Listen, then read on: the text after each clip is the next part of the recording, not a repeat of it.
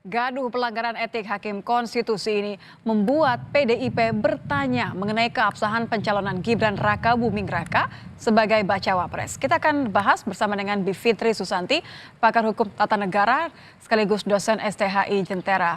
Mbak Bibip, selamat malam. Selamat malam. Mbak, kalau kita lihat ini kan bisa dikatakan produk MK terkait dengan batas usia capres-cawapres, prosesnya sudah terbukti melanggar etika. Anda masih menilai bahwa putusannya ini bisa dan harus dipertanyakan keabsahannya?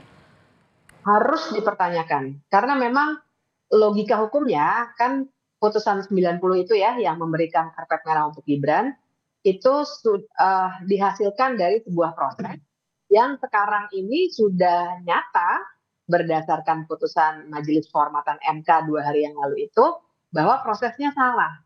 Jadi logika hukumnya sebuah putusan yang dibuat dengan proses yang ternyata melanggar etik dan itu pelanggaran berat bahkan bisa membuat sebuah putusan tidak sah, maka logikanya adalah putusan itu memang tidak sah sebenarnya. Cuma memang secara legal formal diperlukan forum berikutnya yaitu di Mahkamah Konstitusi sendiri untuk menyatakan bahwa putusan itu keliru. Menyatakannya tidak dengan menyatakan keliru putusan 90, tapi dengan menyidangkan kembali pasal 169 huruf Q Undang-Undang Pemilu yang mengenai syarat capres-cawapres itu. Jadi menyidangkan kembali dan nanti putusannya bisa diduga, bisa dipastikan bahkan akan berbeda dengan putusan 90. Nah, dengan cara itulah putusan 90 sebenarnya dalam tanda kutip dikoreksi. Jadi memang harus nih, kalau enggak tidak ada gunanya juga kemarin MK sudah melakukan pemeriksaan terhadap Anwar Usman. Jadi Anda melihat kalau misalnya ini hanya berserah kepada diputuskan ada hakim yang dicopot dari jabatannya sebagai ketua MK, kemudian dia nyatakan melanggar etik, tidak cukup sampai di situ, tapi tetap harus dikawal. Bagaimana? Anda kan mengawal dari awal. Bagaimana supaya ini tidak setengah-setengah begitu? Iya, yang kita bisa lihat memang dua hal. Yang pertama legalitas, yang kedua legitimasi.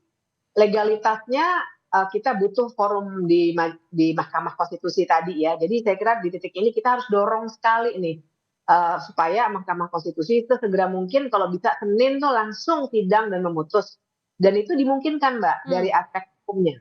Karena ini adalah pengadilan norma, bukan pengadilan dua pihak gitu yang dua-duanya harus didengar dulu, harus ada saksi, harus alat buktinya lama gitu ya. Ini adalah pemeriksaan sebuah norma pasal terhadap konstitusi. Jadi sudah ada presidennya pula tahun 2009 ada sebuah putusan yang membuat kita bisa mencoblos hanya dengan KTP ya kalau pemilu itu dibuat dalam waktu 1 hari. Jadi kerangka hukumnya tersedia, tinggal sekarang mau atau tidak maukah Mahkamah Konstitusi. Jadi masih bisa didorong supaya mereka mau karena kita harus ingatkan mereka bahwa dampaknya ini bukan sekedar pada orang-orang yang berpengaruh ya dalam hal ini Gibran, tapi pada keabsahan pemilu itu sendiri, kepastian hukum dan kehormatan Mahkamah Konstitusi.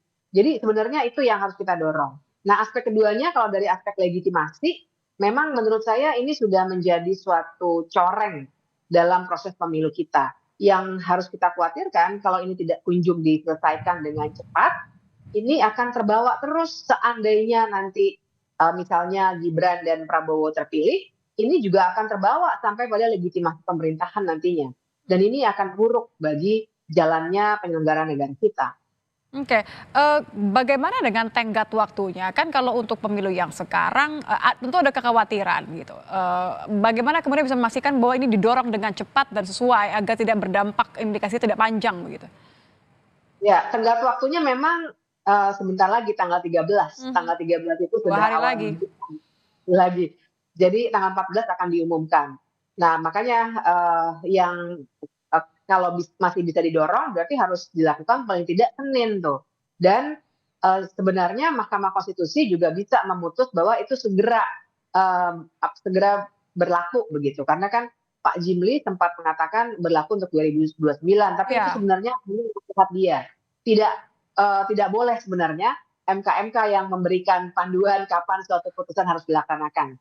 MK itu bisa sangat progresif bilang langsung berlaku hari ini juga. Itu langsung akan berlaku. Ya, apalagi ini sudah ada ketua MK yang baru ya. Anda optimistis bahwa kalau ini Senin kemudian baru dibahas, ini masih bisa mengejar tenggat waktu yang hanya 1 hari tadi? Kalau optimis atau tidak kita harus hitung politiknya juga ya, tapi kalau dimungkinkan atau tidak, sangat dimungkinkan. Karena itu tadi, 1 hari itu sudah pernah terjadi bisa, dan secara hukum itu boleh sekali, karena ini menguji norma, bukan menguji kasus misalnya, penipuan begitu ya, pembunuhan, tidak begitu. Jadi memang bisa cepat sekali dalam waktu setengah hari itu bisa saja diputuskan, kalau memang Mahkamah Konstitusi logika hukumnya berjalan dengan baik, bahwa suatu putusan itu salah ketika dibuatnya ada benturan kepentingan dan itu sudah terbukti. Jadi proses pertamanya sudah selesai, sekarang tugas MK untuk mengoreksi dalam tanda kutip putusan 90 karena prosesnya yang salah secara etik tadi. Oke, baik. Jangan sampai kemudian dengan tenggat waktu tidak ada dorongan untuk sesuatu hal yang memang kita butuhkan untuk demokrasi di negara ini. Terima kasih sudah bergabung bersama kami Mbak Bivitri Susanti, pakar hukum tata negara, sekaligus juga dosen STHI Jentera. Mbak Bibip, selamat malam. Terima kasih.